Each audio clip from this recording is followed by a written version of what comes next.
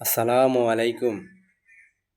একটি বিবৃতি শুনুন যে যে সরকারে আসক বিভিন্ন জায়গাতে রাস্তাঘাটগুলো যেই মিলে ভয়াবহ অবস্থা রয়েছে, মানুষ যাতায়াত করতে খুব কষ্ট হয়। যেমন কড়িহাটি থেকে মুড়িগঞ্জ পর্যন্ত রোডটি খুব বেহালাল অবস্থা। মুড়িগঞ্জ থেকে সোনাইমুড়ি যে রাস্তাটি, ওই রাস্তাটির কাজ ধরছে, অলরেডি কাজ চলতেছে। কিন্তু মুড়িগঞ্জ থেকে আমিষাপাড়া ইয়ান্দি আন্দিরার পর্যন্ত রোডটি খুব বেহাল অবস্থা। ইয়ান্দি মানুষ যাতায়াত, গাড়ি ঘোড়া যাতায়াত করতে খুব সমস্যা হইতেছে। এখান থেকে মুড়িগঞ্জ থেকে বারকোট যে রাস্তাটি, ওই রাস্তাটিও খুব অবস্থা বেহাল অবস্থা। ওইদিকে মানুষ যাতায়াত করতে খুব কষ্ট, গাড়ি ঘোড়া নিতে। এই রাস্তাগুলো যে সরকার আসে কিন্তু দ্রুত কাজ করার জন্য উপযোগী হয়ে পড়েছে।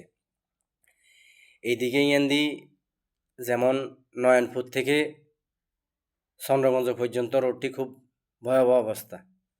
চন্দ্রগঞ্জ থেকে লক্ষ্মীপুর পর্যন্ত রোডটি খুব ভয়াবহ অবস্থা। সেদিকে গাড়ি ঘোড়া যাইতে জাম্পিং করে, মানুষ সহ জাম্পিং করতেছে এই অবস্থায়।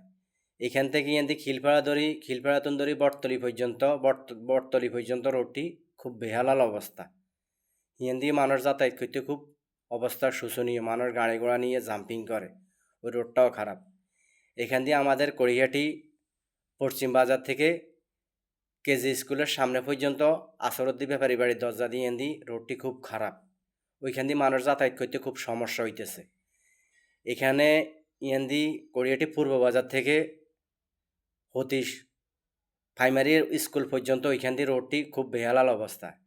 এখন এই রোডগুলো অতি শীঘ্রই যদি কাজ ধরে, তাইলে মানুষ যাতায়াত করতে মানুষের খুব ভালো হবে। কারণ কিনলে এগুলো রোডগুলা খুব অবস্থা শোচনীয়, মানুষ যাতায়াত করতে খুব সমস্যা হইতেছে এইসব রোডগুলো দিয়ে।